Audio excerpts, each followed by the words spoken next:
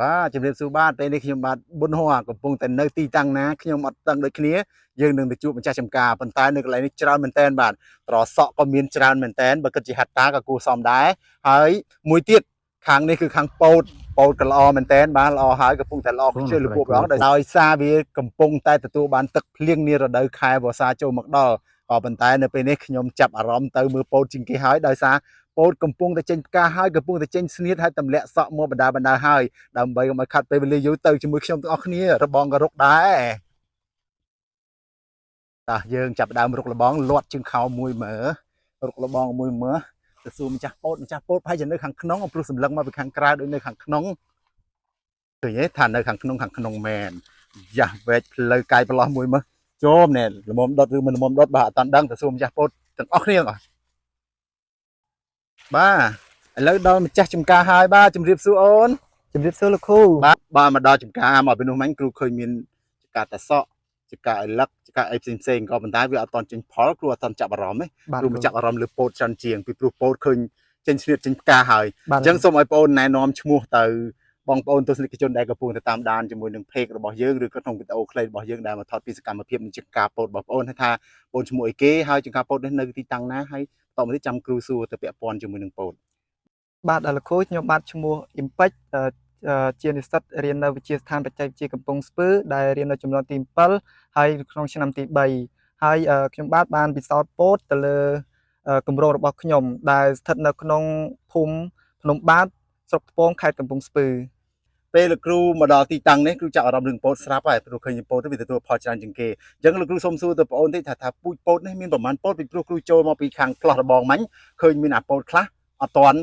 ចេញការទេហើយកម្ពស់រៀងទាបបន្តិចដល់ពេលចូលមកក្នុងទឹកមានអាខ្លះនេះច្រើនមែនតើហើយផ្កាចេញស្នៀតមកច្រើនមែនតើតើក្នុងប្លង់តែមួយរបស់បងប្អូនកំពុងតែដាំនេះសម្រាប់ពិសោធន៍មែនទេបាទលោកគ្រូបាទសម្រាប់ពិសោធន៍បញ្ចប់ឆ្នាំសារណាបតត្រូវទេបាទលោកគ្រូបាទអញ្ចឹងចង់សួរថាតើមានពូជពោតប្រមាណដែរដែលដាំនៅក្នុងប្លង់ពិសោធន៍របស់បងប្អូនតែមួយនេះ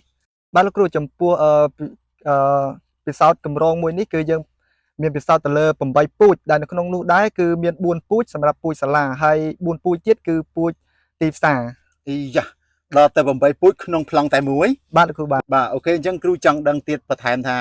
តើនៅក្នុងប្លង់របស់បងប្អូននេះមានពូជនេះមានពូជនោះមានពូជដល់6 7អញ្ចឹងចង់ដឹងថាហេតុអីបានជ្រើសរើសយកដាំច្រើនហើយពូជណាដែលពិសេសជាងគេពូជនេះដែលស្ទើរជាងគេហើយដើមវាធំទេស្លឹកវាល្អទេស្នៀតវាច្រើនទេអាចរៀបរាប់បានទេអូនបាទលោកគ្រូបាទខ្ញុំអាចរៀបរាប់បានបាទសូមអញ្ជើញនេះដូចនេះអញ្ចឹងនេះគឺជាតេ2ចំពោះតេ2នេះពេលយើងដាំដុះដំបងគឺវាលូតលាស់ល្អមែនតើហើយក្នុងពេលដែលវាលូតលាស់ហ្នឹងគឺវាមានលក្ខណៈល្អហើយវាចាញ់ផ្កាអីហ្នឹងគឺវាលឿនហើយចាញ់ផ្កាឈ្មោលចាញ់ផ្កាញីគឺវាលឿនហើយបើយើងធៀបជាមួយនឹងពូជទីផ្សារអញ្ចឹងបើយើងធៀបជាមួយនឹងពូជទីផ្សារអញ្ចឹងក្នុងពូជទីផ្សារហ្នឹងគឺតេ2វាចាញ់លឿនបន្តិចបាទបន្តទៅទៀតបាទនេះលោកគ្រូនេះគឺជាតេ3របស់សាលាក្នុងតេ3ហ្នឹងគឺវាមានលក្ខណៈល្អពិសេសរបស់វាហ្នឹងគឺវាចាញ់មុនគេមួយអាទិត្យទាំងផ្កាឈ្មោលហើយនិងទាំងស្នៀតញីអញ្ចឹងក្នុងមួយអាទិត្យហ្នឹងគឺវាចាប់ផ្ដើមចាញ់មុនទៅលើពពួកទីផ្សារហើយអញ្ចឹងវាល្អមែនតើហ្នឹងតែបើធៀបជាមួយនឹងជំងឺវិញហើយសត្វល្អិតវិញតេ3គឺវាធន់នឹងជំងឺផងដែរអញ្ចឹងលោកគ្រូអាចមកមើលតេមួយទៀតបានបាទសូមអញ្ជើញបាទលោកគ្រូបាទអានេះគឺតេ1ត្រូវទេបាទហ្នឹងហើយលោកគ្រូអានេះគឺជាតេ1បាទលោកគ្រូបាទតើវាមានភាពខុសគ្នាអីជាមួយតេ3ដែរសម្រាប់តេ1ហ្នឹងចំពោះតេ1នេះគឺការចាញ់ផ្កាឈ្មោលហើយចាញ់ស្នៀតឈ្មោលហ្នឹងគឺចាញ់ស្នៀតញីហ្នឹងគឺវាលក្ខណៈរបស់វាគឺចាញ់វាស្មើគ្នាអញ្ចឹងការដាំតងអីការលូតលាស់ហ្នឹងគឺវាដូចគ្នាពេលដែលគ្រូធ្វើដំណើរមកចូលប្លង់ពោតគ្រូភ្លេចសួរតើអាយុពោតនៅក្នុងប្លង់នេះប៉ុន្មានថ្ងៃហើយអូនបាទលោកគ្រូចំពោះពោតដែលយើងដាំក្នុងពិសោធន៍ហ្នឹងទាំង8ពូជហ្នឹងទាំងមកដល់ពេលនេះគឺមានអាយុ49ថ្ងៃលោកគ្រូ49ថ្ងៃអញ្ចឹងតើប្រហែលថ្ងៃទៀតដែលយើងអាចទទួលផលពោតនឹងបានចំពោះការប្រមូលផលហ្នឹងគឺយើងចាប់រាប់ពីវាចាញ់ស្នៀតលោកគ្រូតាមពូជនីមួយៗតែយើងត្រូវដែលវាចាញ់ស្នៀតហ្នឹងយើងរាប់ចាញ់ពី18ថ្ងៃដែលយើងអាចប្រមូលផលបានអញ្ចឹងមានន័យថា18ថ្ងៃទៀតយើងអាចមកភ្លក់ពោតឲ្យបានអញ្ចឹងបន្តទៀតតើមានអីចែកម្លែកឲ្យគ្រូដឹងខ្លះទៀតទេបាទគ្រូបាទចំពោះដែលយើងត្រូវមុនដែលយើងត្រូវត្រង់ចំណីវាមានច្រើនលោកគ្រូទាំង ទិន្នផលទាំងគុណភាព មាន2 បាទលោកបាទ បាទទិន្នផលគឺទិន្នផលក្នុងប្លង់ទាំងអស់មិនថាទេប្រហែលទេត្រូវអត់ បាទលោក ចុះគុណភាពវិញអូន គុណភាពនេះគឺយើងទី1យើងត្រូវតែយកទៅស្ងោរដើម្បីភ្លក់រសជាតិដើម្បីតេស្តរក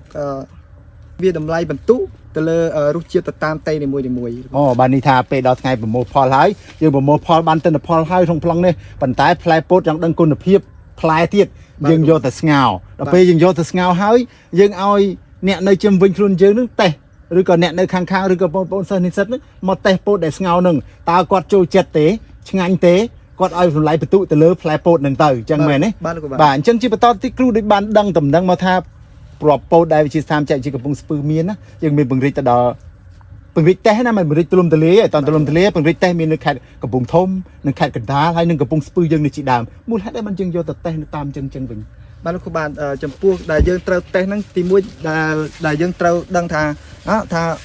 ពូជដែលយើងពូជរបស់សាលា4ពូជហ្នឹងហើយបើធៀបជាមួយពូជទីផ្សារហ្នឹងយើងត្រូវដាំកន្លែងដែលទាំង3កន្លែងហ្នឹងដើម្បីដឹងពីលក្ខណៈនៃការដុះរបស់វាល្អរបស់វាតើកន្លែងណាដែលវាអាចនឹងសម្របខ្លួនបានថានៅតំបន់ណាដែលវាអាចនឹងសម្របខ្លួនបានអញ្ចឹងជាចុងក្រោយយើងនឹងយកបន្ទុកទាំងទិន្នន័យទាំង4ពូជហ្នឹងទាំង8ពូជហ្នឹងយកមកធៀបជាមួយនឹងគ្នាដើម្បីដឹងពីថាវាមានលក្ខណៈធន់នឹងជំងឺវាមានលក្ខណៈធន់នឹងអាកាសធាតុនៅតាមតំបន់នីមួយៗអត់នេះហ្នឹងដើម្បីជាចុងក្រោយយើងប្រមូលទិន្នន័យមកថាពូជដែលយើងបានពូជសាឡាដែលយើងបានប្រកាសហ្នឹងថាវាអាចនឹងស្រោមស្របជាមួយនឹងការលូតលាស់នៅតាមតំបន់ខេត្តនីមួយៗបានអត់ដើម្បីឲ្យកសិករយកទៅហ្នឹងដាំដុះហ្នឹងគឺគាត់ពេញចិត្តទទួលបានផលច្រើនហើយមួយទៀតនោះគឺ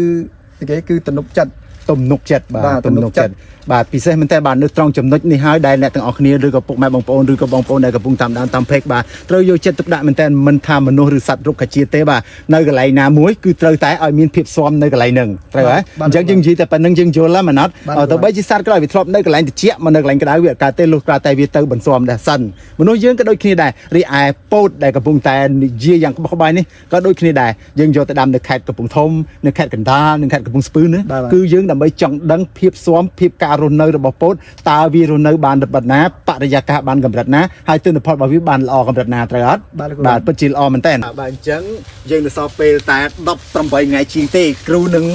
មានឱកាសនឹងមកហូបពោតនេះណាកុំភ្លេចខលប្រាប់គ្រូផងបាទខលប្រាប់គ្រូហើយគ្រូនឹងចេញដំណើរមកជាមួយនឹងមាត់ដើម្បីត្រៀមហូបពោតនេះតែម្ដងពីព្រោះមើលឃើញពោតនេះដូចជាលក្ខណៈនេះគឺស្លឹកខៀវងឹតប្រហែលជាផ្លែវាក៏មានរសជាតិឆ្ងាញ់ដែរអញ្ចឹងច្បាស់ជាមានគ្រូមួយអ្នកវាយតម្លៃទៅលើគ្រាប់ពូជនោះដែរអត់បាទអញ្ចឹងសូមផ្ដាំទៅបងប្អូនដែលស្រឡាញ់វិស័យកសិកម្មឬក៏បងប្អូនដែលកំពុងតែជ្រើសរើសចង់សិក្សាលើវិស័យកសិកម្មប្រាប់ព្រោះវិស័យកសិកម្មគឺសំខាន់មែនទែនដូចជាបងប្អូននេះជាដើមបាទបងប្អូនច្បាស់ជាបញ្ចប់បញ្ញាបត្រទៅដោយរលូនតែម្ដងហើយវិស័យកសិកម្មនេះពេលបច្ចុប្បន្នគឺកំពុងតែត្រូវការធនធានមនុស្សដែលកំពុងតែចូលមកសិក្សាហើយបើសិនជាបងប្អូនដូចយុវជនបងប្អូនជាដើមអញ្ចឹងបើសិនជាបងប្អូនអភិវឌ្ឍពូជពោតបានច្រើនទូលំទូលាយដើម្បីលក់នៅលើទីផ្សារនាំនៅលើទីផ្សារប្រទេសកម្ពុជាយើងនឹងសង្ឃឹមមកមុតថាយើងមិននាំពូជមកពីប្រទេសដទៃចូលមកលក់នៅក្នុងស្រុកខ្មែរយើងទៀតទេដោយសារបងប្អូនគឺជាយុវជនមួយគឺជាទំពាំងស្នោរស័យមួយដែលកំពុងផលិតពោតប៉ុន្តែមានតែបងប្អូនមួយចាប់ផ្ដើមទៅសន្សំអញ្ចឹងគីងកោឲ្យបងប្អូនដែលស្រឡាញ់វិស័យកសិកម្មដែលចូលចិត្តលើកសិកម្មផ្សេងទៀតសោតឲ្យមកសិក្សាដោយផ្ទាល់បាទពិតប្រាកដណាស់វិស័យកសិកម្មគឺអត់មានតែត្រឹមការដាំដុះតែមួយមុខប្រើកម្លាំងបាយតែមួយមុខទេនេះពេលបច្ចុប្បន្នគឺវិស័យកសិកម្មប្រើបច្ចេកវិទ្យាទំនើបក៏មានដែរបាទហើយមិនផ្ដោតទៅលើពោតមួយទេមានទាំងចិញ្ចឹមសត្វមានទាំងដាំនេះមានទាំងដាំនោះគឺច្រើនមែនតើហើយជាកសិករនៅក្នុងប្រទេសកម្ពុជាយើងក៏ត្រូវការបរិភោគជារៀងរាល់ថ្ងៃអញ្ចឹងដើម្បីកុំឲ្យខាតពេលវេលាយូរគ្រូសូមរំខានពេលវេលាបងអូនតែប៉ុណ្្នឹងហើយគ្រូនឹងជម្រាបលាទៅវិញក៏ប៉ុន្តែគ្រូអត់ភ្លេចទេបាទ18ថ្ងៃទៀតគ្រូនឹងត្រឡប់មកពិសោធន៍ពោតរបស់បងប្អូនដែលទទួលផលដោយគ្របបញ្ចប់គម្រោងនេះបាទ